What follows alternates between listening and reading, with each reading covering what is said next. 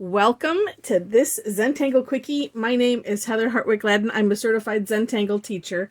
And today we're going to take a look at the Tangle Peace Out from Joan Stark. This one it caught my eye, and it's really neat. And here's why I think that.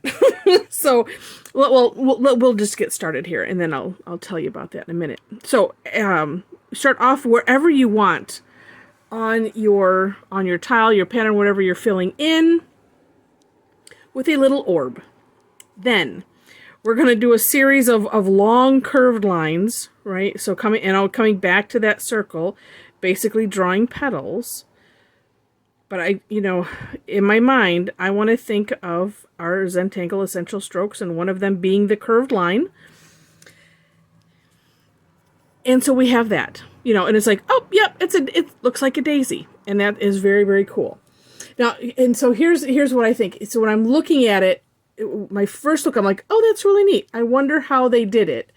Again, so if you're new to following me, not an artist, absolutely not an artist. So, but what Zentangle has presented for me is a way to really figure out art. And I feel like I conquered art class.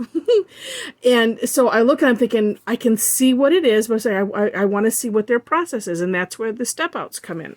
So if somebody said, oh, well, let's just draw a bunch of daisies and then, and replicate just from the little thumbnail picture on Tangle Patterns, which there will be a link in the description section. If it was before Zentangle, I would just go, okay. But, and this is why I love the step outs. And so for those that have been watching, forgive me for repeating, but I think it's important, especially for those like me that, just aren't confident in art. Knowing how to do it and having the steps is like the secret to success type of thing. So we follow the steps and we don't worry about it. And what's nice about this, there is a process. Because at first I was like, okay, so this is how to draw a daisy. And it's like, well, no, it's not really. It's more than that. It's draw an orb, draw some tall curved lines, as I mentioned, then pick a couple places wherever you want to put little orbs on the end of some of these tall curved lines that we did. Just like so. Then add some more tall curved lines going back to that orb, and then rinse and repeat, and just continue until you feel like you're done. Now I'm going to add one thing in. Well, let's see. I'm not really adding something, but because I'm me, I want to also point out that you could use the hollowbow technique if you want to. So like right here, I want to put a petal behind there. So as you saw, because I want to have mine filled in. That's what I bring.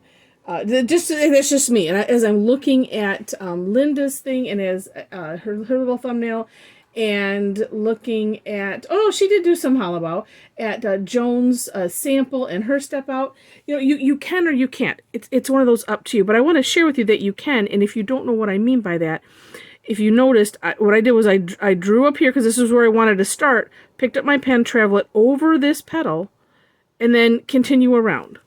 And that's what we call the hollowbow technique. There is a video on that. You just do a search on my channel here. And then when I get to this part, I want to do it again, if I can. And again, you don't have to. And then here's the other dot that I made. So I'm just going to start making some big curved lines. And I'm doing them all in one stroke. The nice thing about this is that you don't have to do that. It just, if you can, then you can, and that's up to you. All right. Now, let's see, I made a little dash there, so I'm going to figure out how I'm going to handle that. Not that you can really see it. Oh yeah, if I put one here. And then you can just, you can put as many orbs as you want. You're just like, okay, I'm going to move out this way. And then we're not really thinking about it. We are just doing. And that is, what Zentangle is about. Not thinking about the outcome. We're just focused on the steps at hand. And then we get the kind of the big surprise at the end, and look and say, oh, look at what we did. because we're just focusing in one step at a time. And so this is one that you could end up getting lost in if you wanted to. You could have these go, you know, if you in whatever shape that you would want. You could have it be a fill in. Let's see, I'm just going to do a couple more here. You could, like, this is kind of looking kind of arch-like, so I like that. And then it just can kind of take on its own shape. There's a couple other tangles that are similar to this where I'm thinking of, in my head right now, Munchin is the top of my head, where, you know, we're you know, following the patterns, and then you just keep going, and you keep going. A lot of the other ones, they just kind of grow on themselves. So this, you know, so if you wanted to make it a border, you could make it a border. If you want to make it a fill-in, you can make it a fill-in. And do they all have to always be connected? No, you could start, you know, other ones, other places. Lots of options with this, and that's what's so fun. Now, something she didn't, Joan didn't put this in her step out, but I did see she put it in her sample work. Something that I love to do is just put a little line, because I'm glad that I saw that she did that. I was like going, oh, yes, yes, yes, we must put in our little lines. Or, and I'll do it just on this one because this is like the first one. My favorite kind of line dot or line dot dot, whatever you have room for. Sometimes I think I like the line, I don't know, I like them both. So that's why I'm doing them both. It has a little bit different look, whether you do the line dot or just the line. I'm going to do the line, just the line on the other ones. And I'm lifting up, I'm kind of flicking my pen like this, so that way I'm lifting it up. It's not real heavy. Whoops. And then as you can, I don't know if you can see, but when you do that, it kind of tapers the end as you're lifting it up, versus, you know, if you do well, like you can see on all of, you know, the other strokes that we have here, you know, there's a deliberate start, a deliberate end. But if you lift your pen up, it, like I said, it tapers off, and it just has a really neat look. I do see that in hers, she colored in the centers. I mean, you can use just color with this. You can do whatever you want, as you know. Or if you didn't know, you do know now. So you can have a lot of fun with that. And I it's just really cool. I'm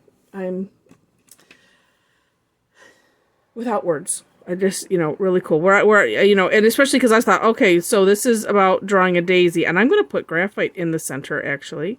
Maybe not all the way in the center, but right around that ring. And we'll do a little shading and see what that looks like. Now, if you did these bigger, you could put it on both sides. So a little on the inside and maybe some on the tips, and that makes them look curved. But no, I'm tickled that it was, you know, I was like, no, this is more than just, you know, here's how to draw a bunch of daisies on the page. And you know what? That's what I love about Zentangle. That's what I love about Tangle Patterns, is Linda does a pretty good, great job, actually, of making sure that we kind of stick to tangles and the concept of tangles, and not, you know, just how to draw X. I love this one. Oh my gosh. This is so cool. All right. Anyway, I hope that you liked it too. It's definitely, well, yeah, I'm looking at the time. It's definitely sort of a quickie, and more of it was just my yapping. And I thank you for listening. I thank you for watching. If you enjoyed the video, would love a thumbs up, share it. If you haven't subscribed yet, would love to have you as a subscriber. And if you do, make sure you hit the notification bell. Or if you're already a subscriber, make sure to hit the notification bell, so that way you can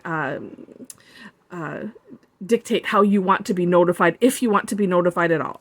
And again, in the description section below are links to my step out, as well as to Joan's on Tangle Patterns.